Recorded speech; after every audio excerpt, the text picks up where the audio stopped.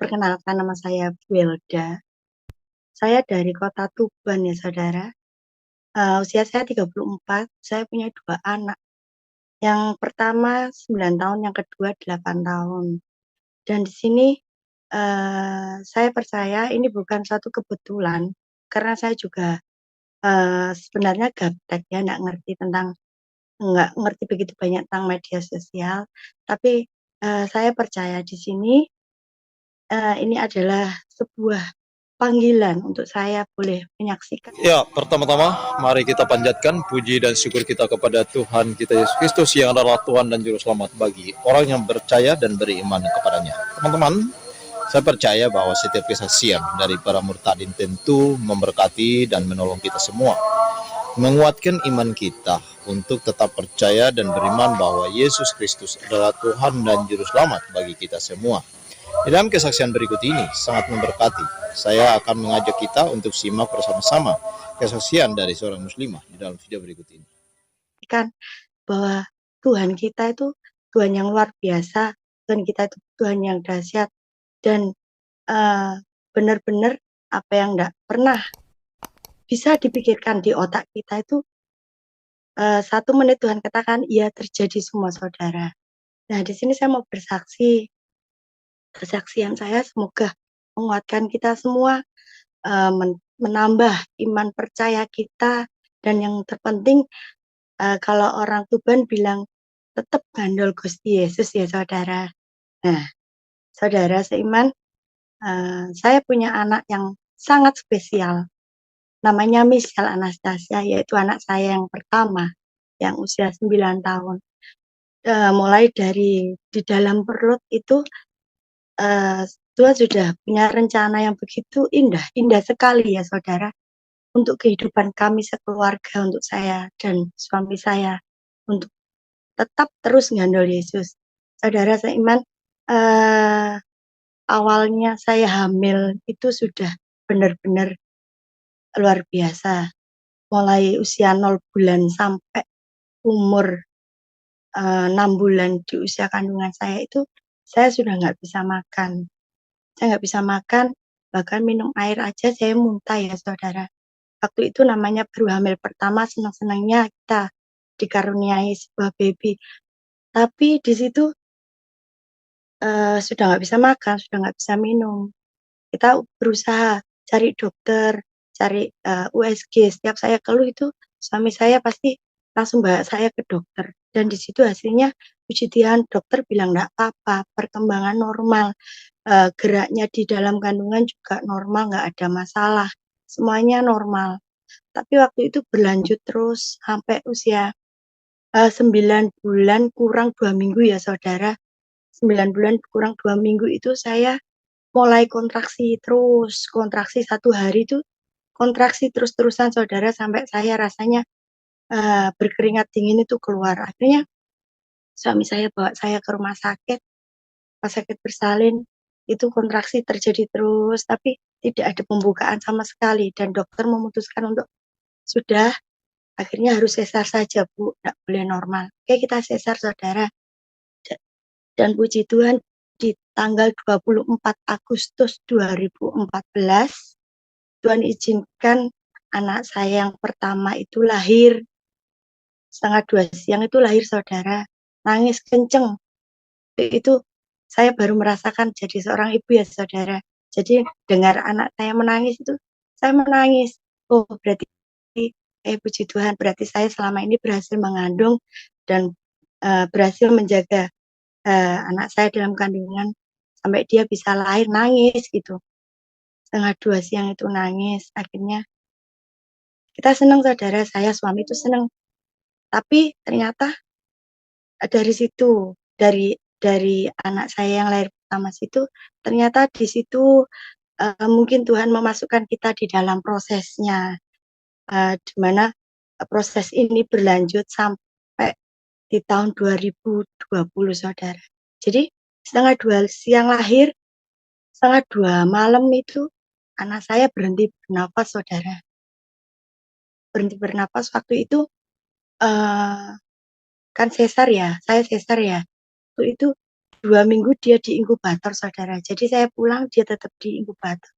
Lah, setengah 2 malam itu dia sempat berhenti nafas. Waktu itu akhirnya dokter bilang sama saya, "Bu, Pak, ini harus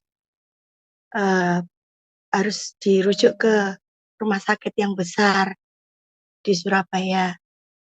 Akhirnya saya telepon waktu itu sama dokter yang ada di sana, saya telepon sama pihak rumah sakit. Saya tanya, "Untuk sewa alat nafas itu 1 hari butuh biaya berapa dan waktunya butuh berapa lama untuk anak saya bisa nafas normal?" gitu. Tapi dari pihak rumah sakit sana bilang sama saya, saudara, "Tidak bisa, Bu, kita menentukan waktunya." 1 hari waktu itu saya dimintai 12 juta, saudara, untuk sewa alat. Itu belum termasuk obat dan biaya kamar. Waktu itu segitu, saudara.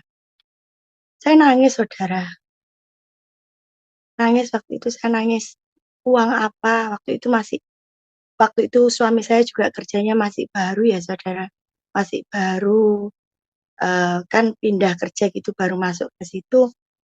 Dan kita juga dari latar belakang keluarga yang biasa saja, dan saya juga enggak mungkin waktu anak saya sudah nggak nafas itu, saya juga enggak mungkin bilang ke keluarga saya minta uang buat biaya rumah sakit anak saya juga nggak mungkin, karena kita menikah, prinsip kita harus berdiri sendiri tanpa ada keluarga, maksudnya tanpa harus ada minta-minta ke keluarga dia, keluarga suami atau keluarga saya ya, saudara. Jadi waktu itu saya nangis, saudara, setengah 2 malam itu saya nangis. "Tuhan, gimana? Uang apa yang mau tak pakai, apa yang mau tak jual? Saya nggak punya apa-apa loh Tuhan," saya bilang gitu. Saya nangis di ruang bayi waktu itu, saudara. Akhirnya saya memutuskan untuk berdoa saja. Waktu itu saya, suami, sama ibu mertua yang perempuan itu saya berlutut di depan ruang bayi. Kita menangis, saudara. "Tuhan, kalau memang anak ini punya Engkau, genapi rencanamu, sembuhkan. Kalau kalau Tuhan sudah jaga di dalam kandungan dengan proses seperti itu, Tuhan tolong lanjutkan karyamu yang indah itu untuk menghidupkan anak ini." Ternyata benar, saudara, Tuhan itu benar, Tuhan itu memperhitungkan air mata yang kita keluarkan. Tuhan dengar, akhirnya enggak perlu, saudara, kita nggak perlu dirujuk ke rumah sakit besar. Suster, dokter itu memompa terus, akhirnya dia nangis, saudara, nangis keluar tangisan. Saya, puji Tuhan, luar biasa Tuhan kita, saya bilang seperti itu. Dan habis itu tidak berhenti di proses itu, saudara. Setelah itu suami saya kan kerjanya luar kota, luar pulau ya. Jadi 3 hari waktu itu suami saya sudah berangkat, kan dia bilang, "Sudah ya, saya berangkat karena sudah baik-baik saja." Oke, berangkat. Jadi saya itu, saudara, waktu itu motor saya itu masih motor, kalau orang Tuban bilang motor ngogleng ya, saudara, belum matic ya. Jadi saya itu habis sesar nggak pernah itu, nggak ngerti yang namanya rasanya sakit itu, nggak ngerti, saudara. Jadi waktu itu anak saya harus tetap berada di rumah sakit kan. Waktu itu saya sudah di rumah, saya dikabari, "Bu, anaknya ternyata keluar cairan kuning dan diperiksa semua itu ada infeksi di lambung, saudara.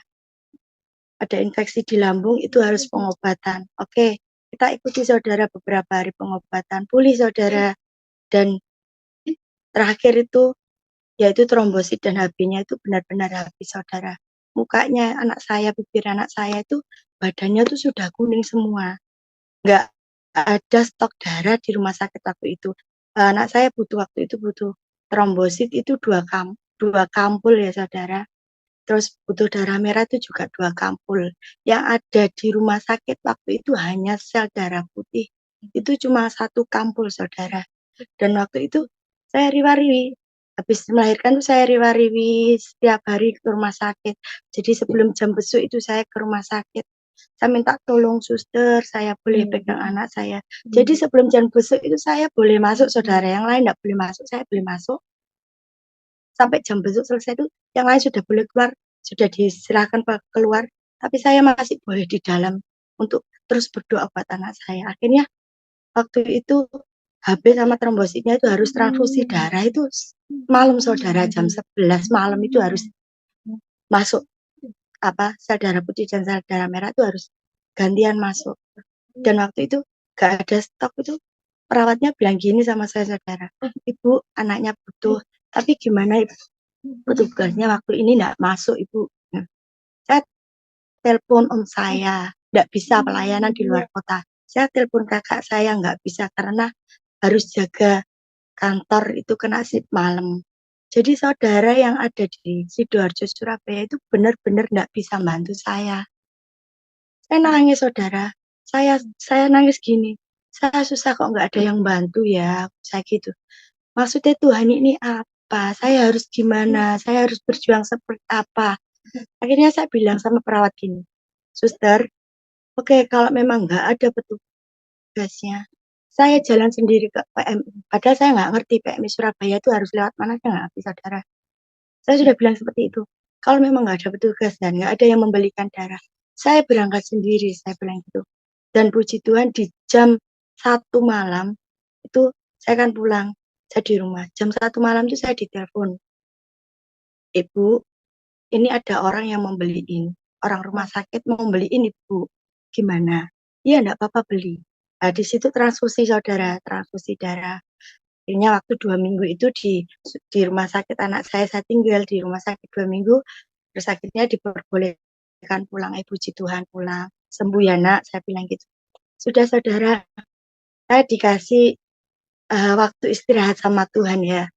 Waktu istirahat sama Tuhan itu, dan di usia yang genap di 3 bulan, kembali lagi Tuhan mungkin mempertanyakan iman saya. Mungkin maunya Tuhan seperti ini ya saudara, kalau menurut saya mungkin maunya Tuhan seperti ini. Ayo kamu nyendero sama aku terus. Jadi saya ini nggak ada waktu untuk, maksudnya nggak ada waktu untuk senang-senang jajan tuh nggak ada, karena setiap hari saya harus benar-benar rawat anak saya, lihat kondisi anak saya seperti itu saudara. Dan genap di usia 3 bulan pertama kali dia mengalami kejang.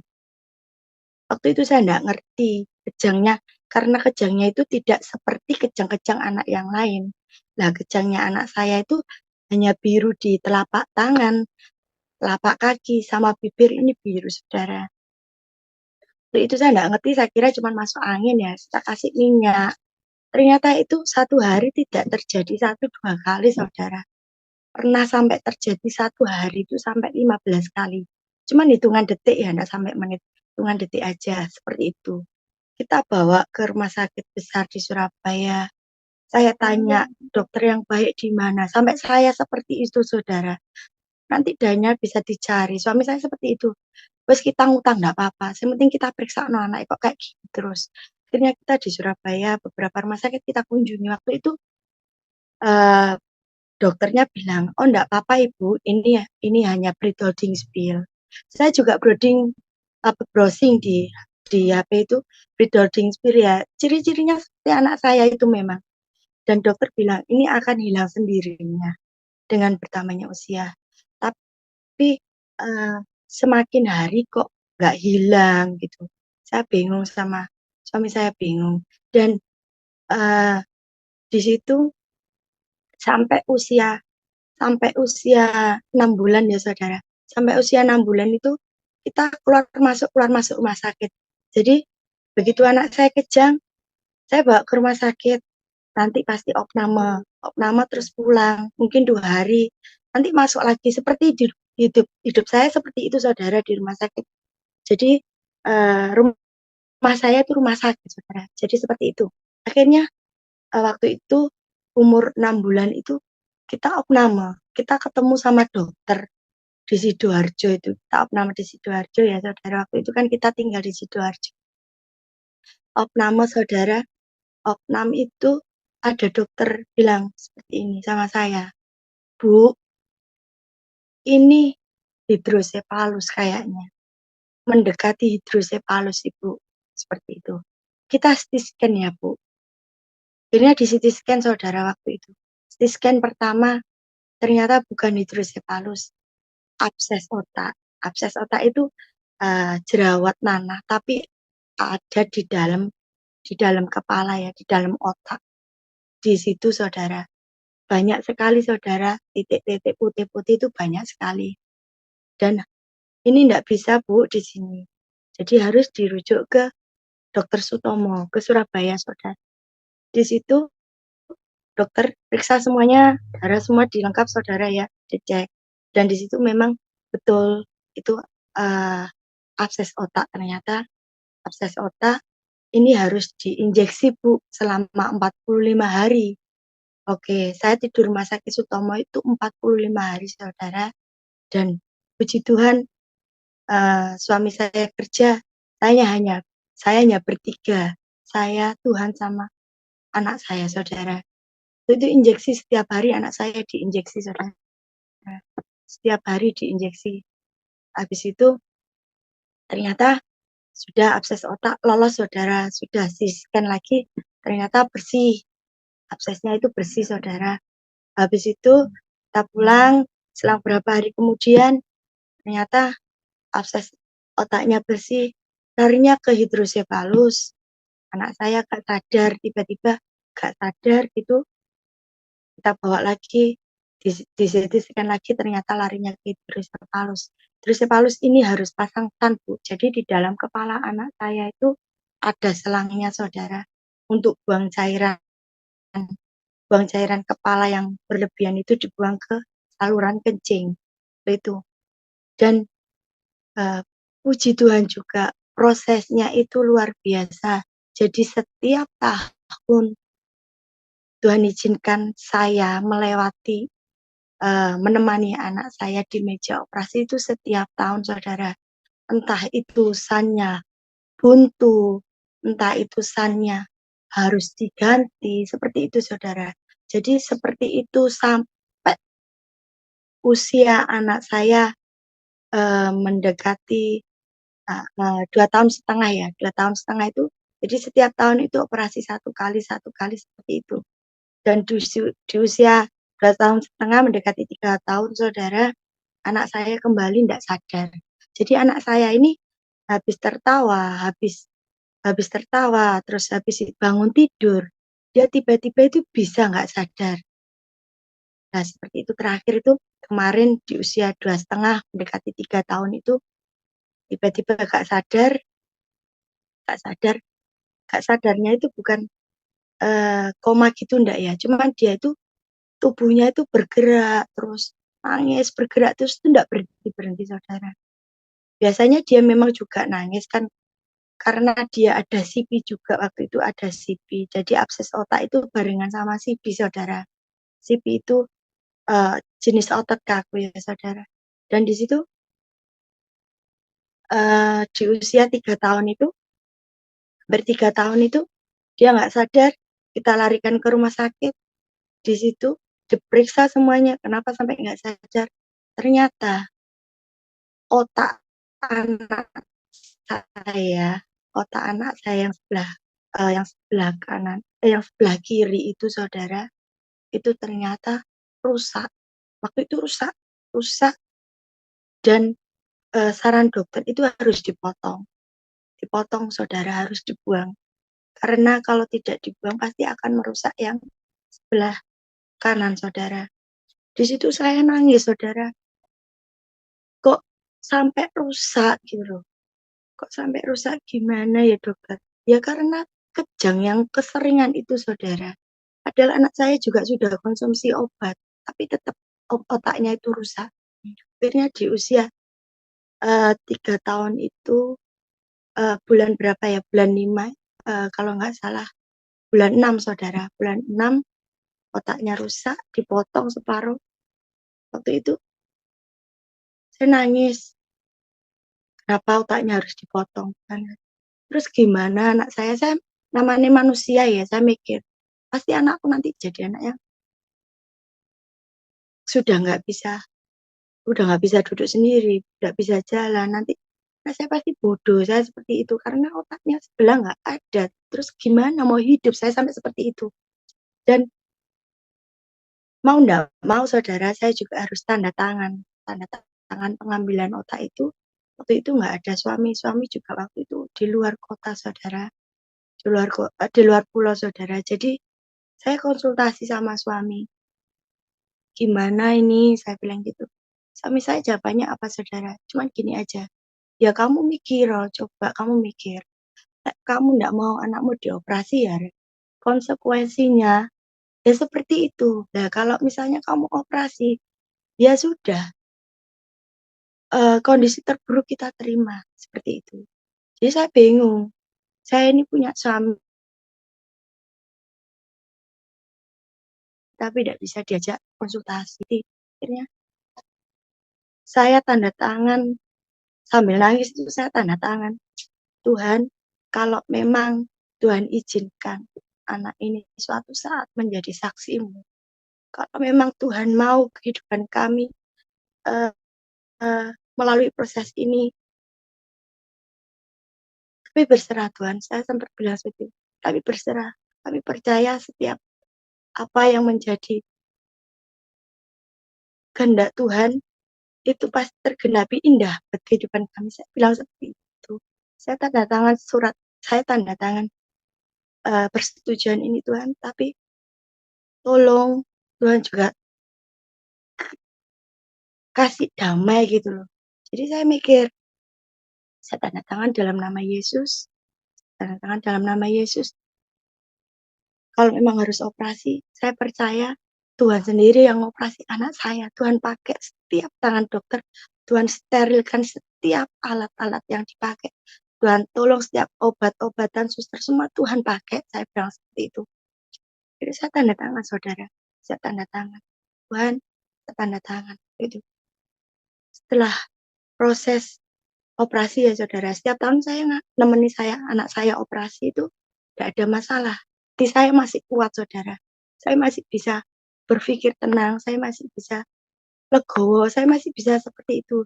Dan pas waktu operasi besar itu, Saudara, 8 jam anak saya di meja operasi, Saudara. 8 jam, nggak keluar-keluar. Sampai saya rasanya seperti benar-benar seperti nggak tahu mukanya seperti orang seperti apa, saya nggak ngerti ya, Saudara. Sampai saya itu bingung, saya harus ambil darah sendiri, harus apa sendiri, semuanya harus sendiri waktu itu. Waktu itu sama dokter anestesi bilang, Saudara, "Ibu nggak usah turun ke lantai 1, Ibu tunggu aja di lantai 3, nanti saya panggil ya Ibu. Ibu nggak usah kemana-mana." Nggak tahu karena dokter itu kasihan sama saya atau gimana ya, nggak ngerti, lihat muka saya nggak karu-karuan, itu mungkin seperti itu ya. Akhirnya 8 jam itu anak saya keluar, Saudara. Anak saya keluar, saya dipanggil di ruang ICU itu, Saudara. Di situ ada beberapa dokter yang datang ke saya, mau menjelaskan, dan waktu saya masuk ke ruang ICU itu, Saudara, saya bilang sama dokter, "Dokter, stop, berhenti dulu." Saya lihat anak saya yang nangis, Saudara, saya masuk, itu dia nangis, nggak ngerti karena dia kerasa ada mamanya yang datang waktu itu ya. Dia nangis, Saudara, sambil ditutup balon yang begitu besar ya, balon plastik, Saudara, begitu besar itu untuk menghangat.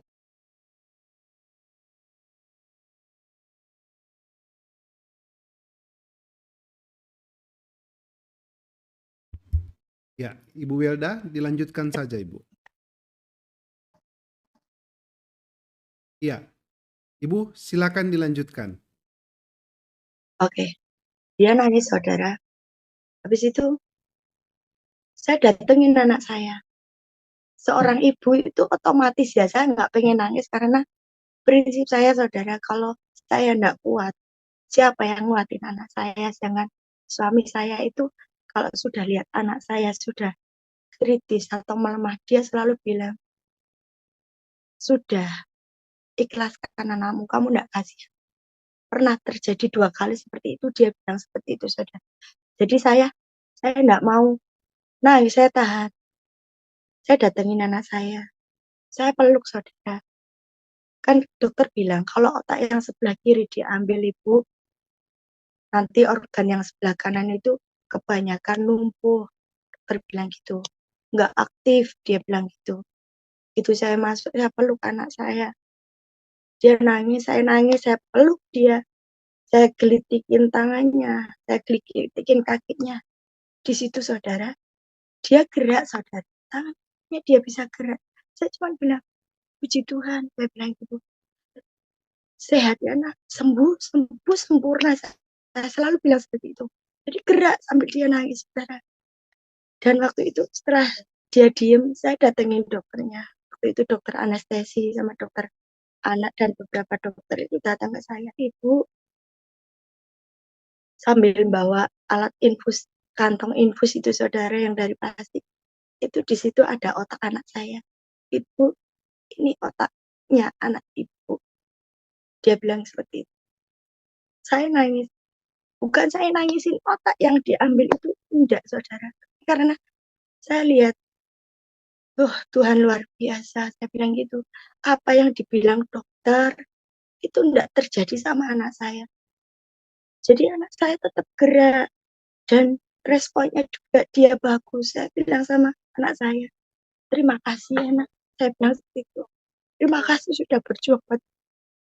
Saya bilang seperti itu. Terima kasih kamu kuat. Saya bilang gitu.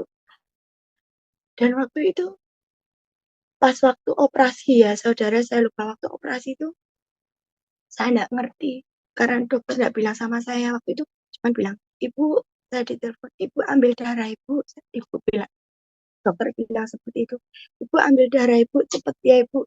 Dan di sana kan ngantri ya saudara, harus ngantri. Jadi saya tunggu antriannya itu, saya tunggu, saya enggak tahu apa yang terjadi di dalam anak saya itu, saya enggak tahu meja pria anak saya seperti apa, saya enggak tahu.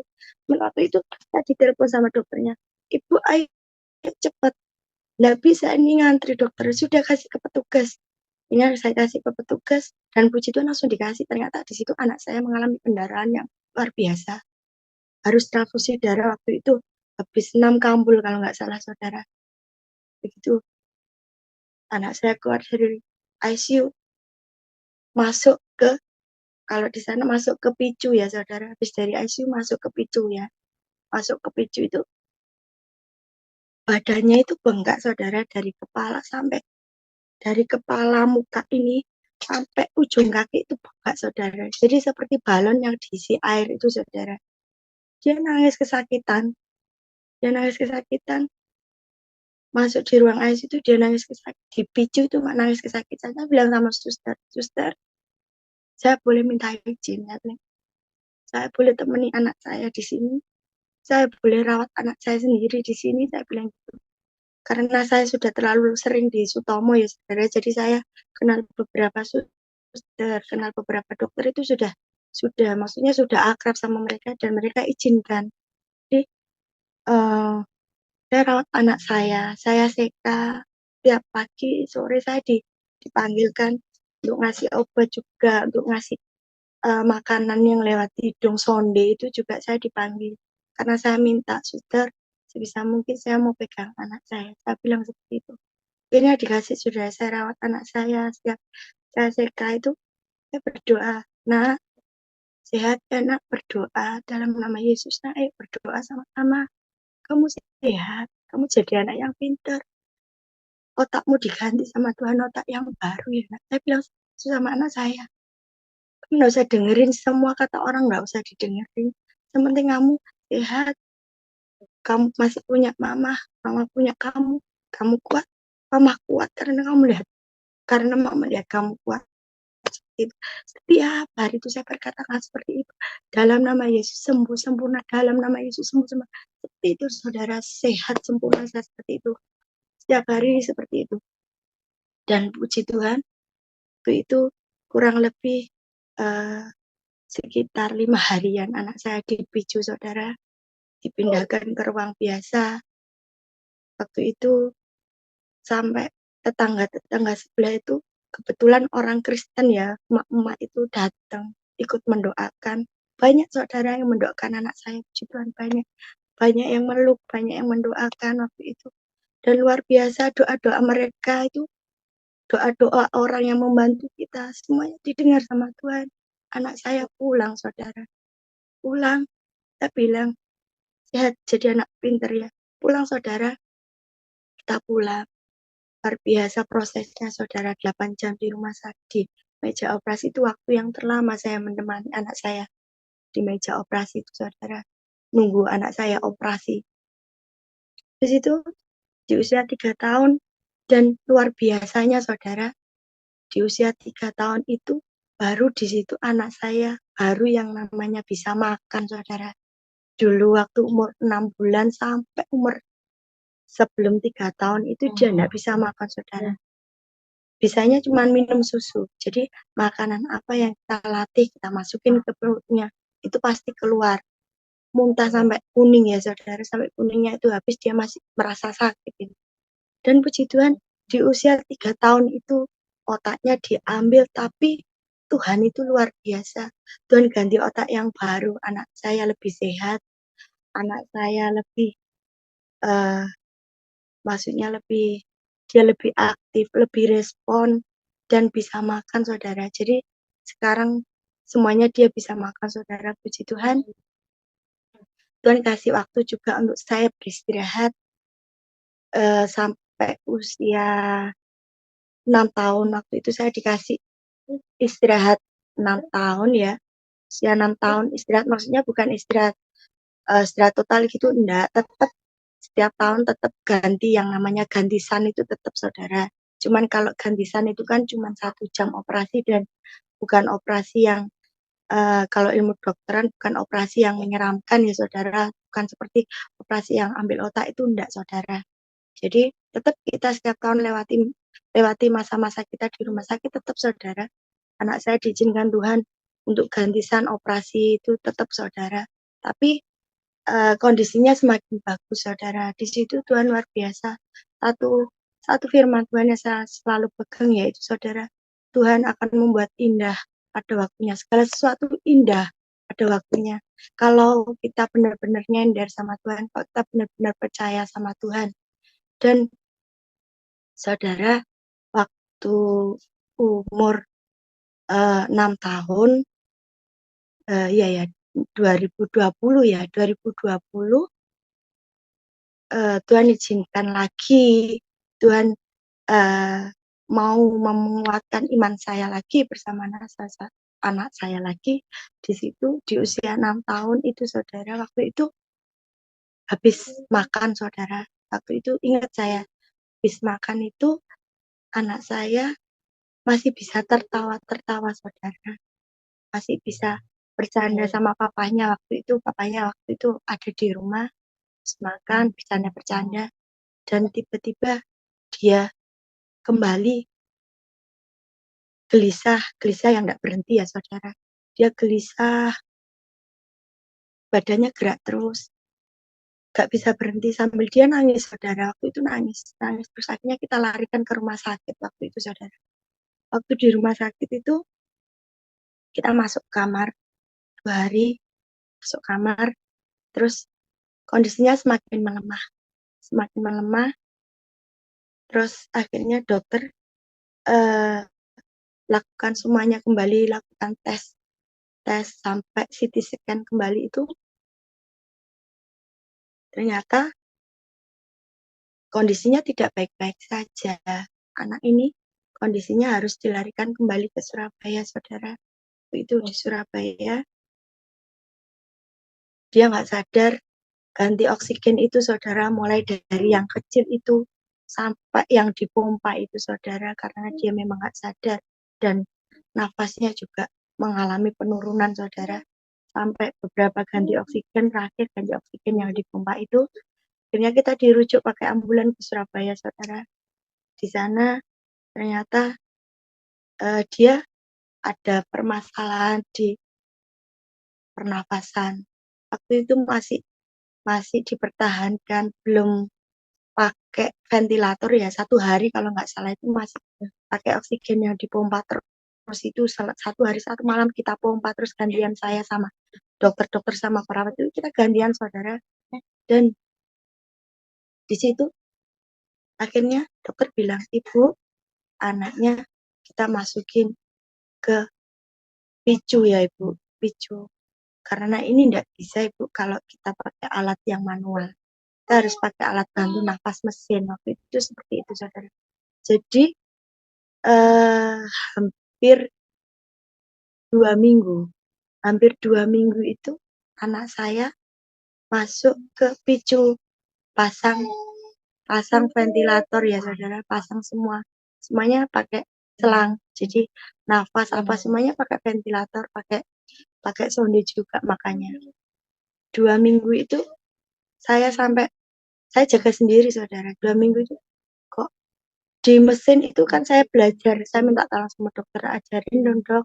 Jadi kalau ada apa-apa kan saya bisa cepat-cepat lapor, saya bisa cepat-cepat lari ke dokter. Diajari saudara, saya membaca alat ventilator itu diajari. Dan puji Tuhan di situ nggak, nafas anak saya 100% itu masih nafasnya sendiri, masih kuat. Jadi nafas mesin itu hanya beberapa persen saudara. Tapi seringnya itu nafasnya sendiri. Jantungnya, terus nadinya itu semuanya normal saudara. Saya baca di situ normal saudara. Jadi selama 2 minggu itu saya enggak ngereken kiri kanan, itu enggak ngereken saya fokus sama anak saya fokus sama anak saya. Saya bilang sama anak saya, ayo nak sembuh, kamu dikasih alat nafas sama Tuhan, yuk kamu berusaha nafas. Dia sudah berusaha nafas sendiri, tapi ternyata nggak bisa, memang karena ada daging yang tumbuh menutupi saluran nafas saudara. Nah itu harus dioperasi saudara. Jadi harus dioperasi, anak saya dilubangi, dipasang itu yang namanya tracheostomy saudara. Tracheostomy itu dipasang di sini, dan tracheostomy ini kan sangat mengganggu sekali ya. Dia nggak bisa bicara, nggak ada keluar suara sama sekali, nggak ada bunyi sekali yang bisa keluar kalau selama orang itu pakai tracheostomy ya saudara. Akhirnya 2 minggu itu terus dioperasi saudara, pakai tracheostomy operasi. Di situ nggak tahu ya, karena mungkin sudah terlalu sering jantung ini kalau pemikiran saya, mungkin saya sudah terlalu sering jantung ini senam jantung ya saudara, sering duk-duk gitu ya saudara, karena kondisinya anak saya memang dari lahir kan memang kita nggak bisa tidur pun juga kita nggak bisa tidur nyenyak seperti orang-orang lain. Jadi kalau anak saya waktu kecil itu, saya setiap tidurnya dia itu saya harus pegangi tangannya saudara. Jadi sewaktu dia kecil itu saya harus siap masukkan dia ke rumah sakit seperti itu.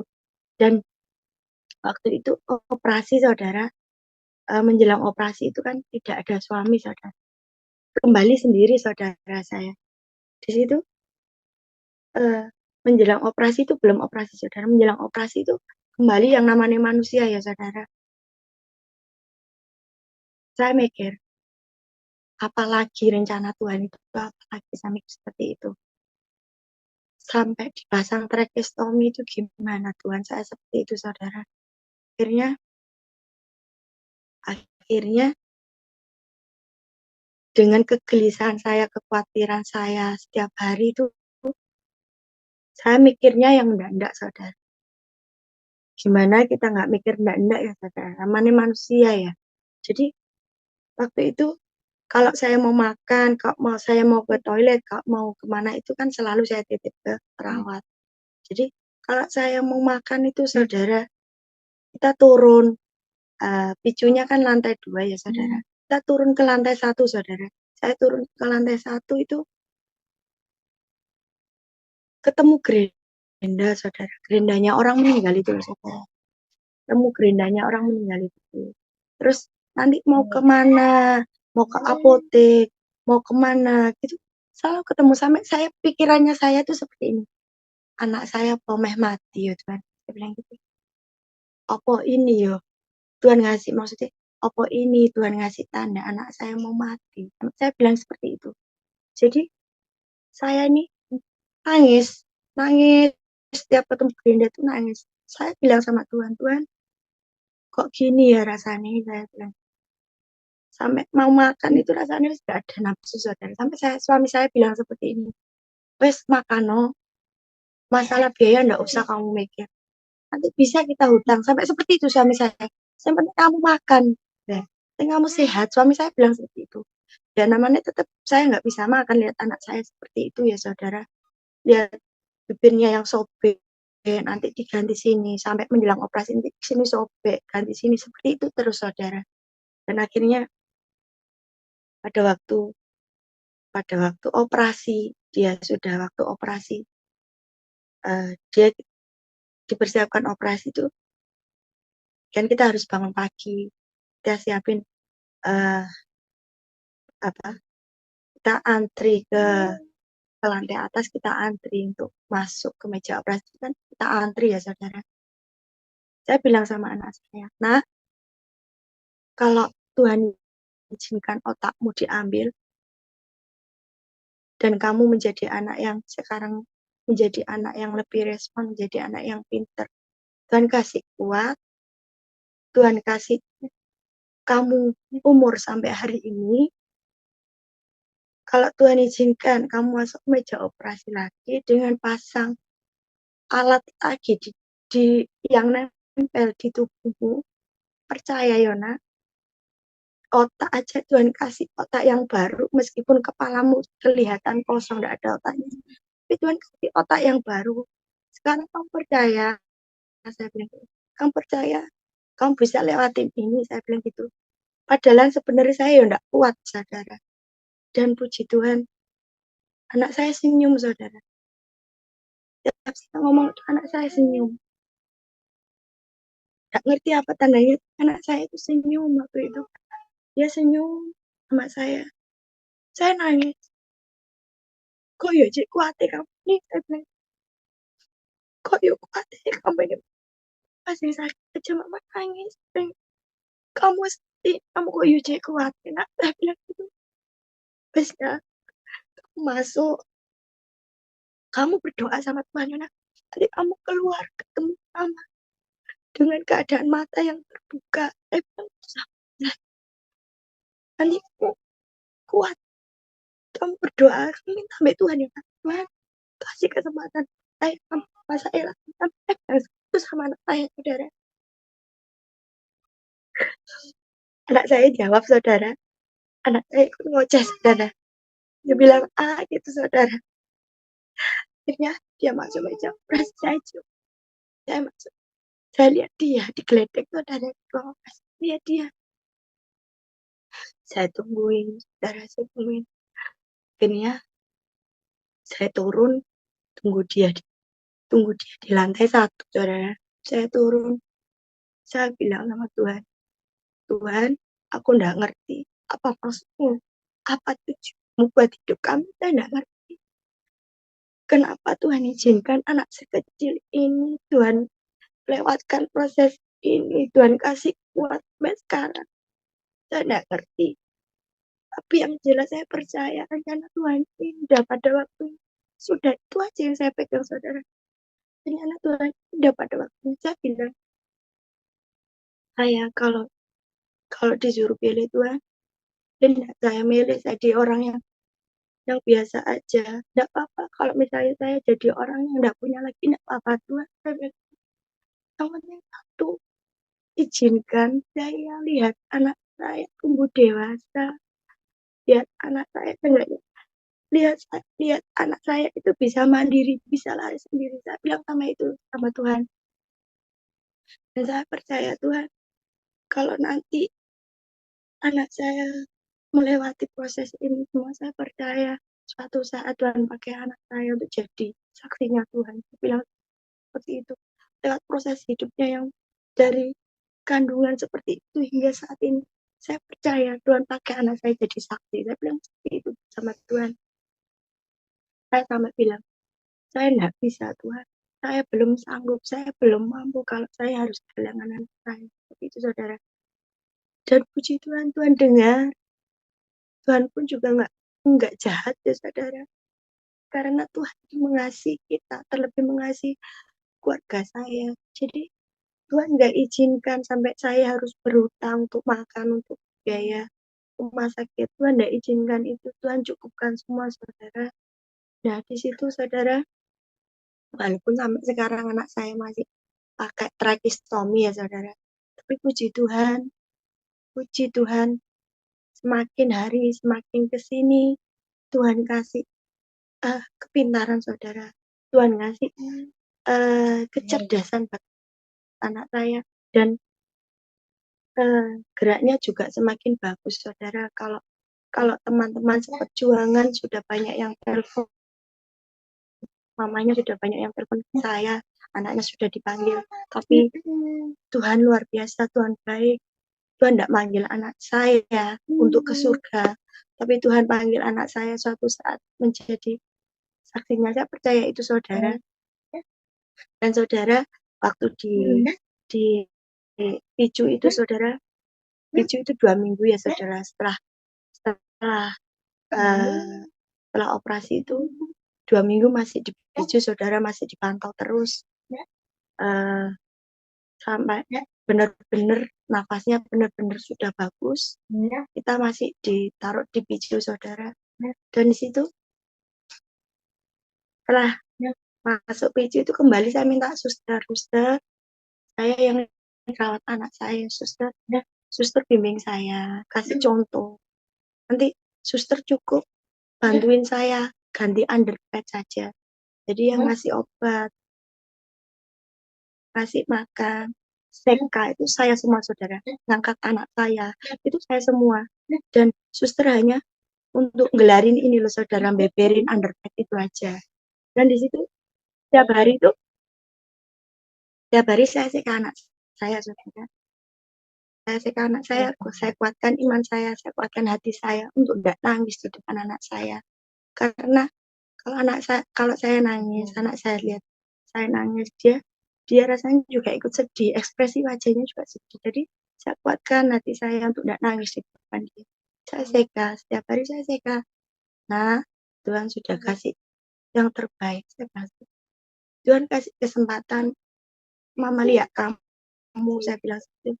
Tuhan masih kasih kesempatan untuk Mama bisa rawat kamu ya nak. Bilang gitu. Anak saya senyum saudara. Kalau anak saya itu belum bisa ngomong saudara, tapi kalau saya ajak ngomong gitu, dia ngerti saudara. Dia kalau saya senyum, dia ikut senyum saudara. Jadi saya setiap hari saya rawat dia.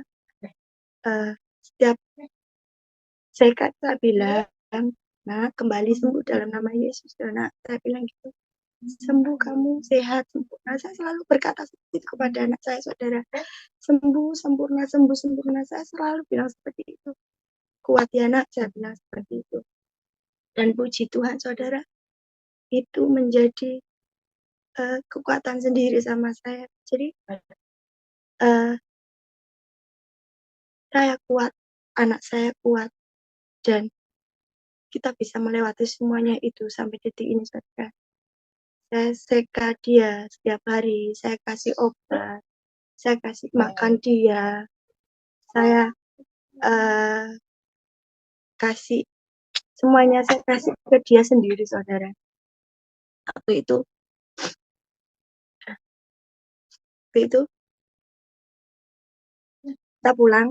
kita pulang dengan keadaan masih pakai selang makan, dengan keadaan masih ada alat di leher anak saya. Di rumah saya nggak ngasih makan dia lewat sonde saudara. Saya kasih makan dia pelan-pelan lewat mulut. Waktu itu saya bikinin makanan, bikinin bubur, saya blender. Saya kasih suapin dia. Saya bilang, nah Tuhan kasih kamu mulut biar kamu bisa makan. Jadi kamu nggak perlu sonde. Ayo kamu belajar makan. Dan puji Tuhan bisa saudara. Saya selalu latih anak saya untuk tidak pakai alat-alat itu dan bisa saudara. Nah, saya di sini bersyukur karena proses seperti ini Tuhan membuat saya dewasa. Tuhan membuat saya itu tetap gandol walaupun saya dengan kondisi yang apa ya, kalau kita setiap hari itu intinya saya tetap ingat Tuhan, eling Tuhan gitu loh. Ingat kalau mau enak-enakan, kalau mau apa, kalau mau apa ya, kalau mau happy-happy itu saya selalu ingat sama karya Tuhan yang luar biasa dalam hidup saya. Jadi saya senang-senangnya itu senang dalam Tuhan saja, saudara ya. Jadi nggak senang-senang seperti senang-senang dunia, keluar sama teman itu enggak. Tapi saya senang di dalam Tuhan itu. Setiap hari Tuhan ingatkan, ini loh, seperti ini loh prosesmu, seperti ini loh aku tolong kamu, seperti itu saudara. Dan puji Tuhan, luar biasanya lagi di tahun 2020 itu terakhir anak saya terapi. Dulu kan setiap hari saya panggil orang terapi ke rumah saudara. Karena kalau kita bawa anak kita terapi ke rumah sakit, otomatis sakit dan otomatis opname. Jadi kita ngalahi saudara, kita ngalahi, kita panggil orang, dia terapi di rumah, seperti itu saudara. Tapi kondisinya tidak semakin baik. Apa karena dia nggak mau dipaksa, saya juga nggak ngerti. Cuma kondisinya nggak semakin baik. Nah, sejak COVID itu sudah tidak terapi ya, sudah tidak terapi. Saya bilang sama anak saya, nak, oke kalau kamu nak mau terapi, saya bilang seperti itu. Tapi nanti kamu diterapi sama Tuhan sendiri ya. Badanmu wis ndak kaku, tanganmu ndak kaku, kakimu ndak kaku. Saya bilang gitu, saya pegang-pegang anak saya pegang tangannya, saya bilang seperti itu. Ini normal nanti kamu sembuh normal seperti anak biasa, kamu bisa ya nak gerak normal. Saya bilang gitu. Dan puji Tuhan, Tuhan itu selalu mendengar apa yang saya ucapkan, dengar. Sekarang anak saya sudah bisa muter, saudara. Di kasur itu sudah bisa muter. Aduh, cuma diem aja. Tangan kakinya kan kaku gini. Sekarang sudah bisa muter. Tangannya sudah bisa ngambil apa. Kadang sudah bisa peluk saya. Juga bisa, saudara. Puji Tuhan, saudara. Dan luar biasa ya Tuhan kita itu. Pak Tuhan sudah ngomong apa kata manusia itu sudah nggak ada.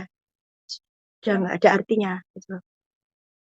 Saudara semua, seperti itu kesaksian saya.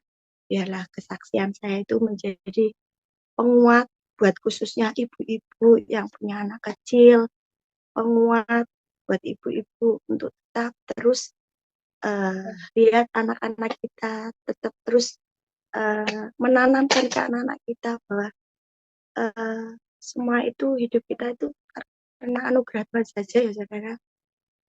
Kita mau dekatkan anak-anak kita sama Tuhan, kita ajarkan gimana dia berdoa, seperti itu saudara ya.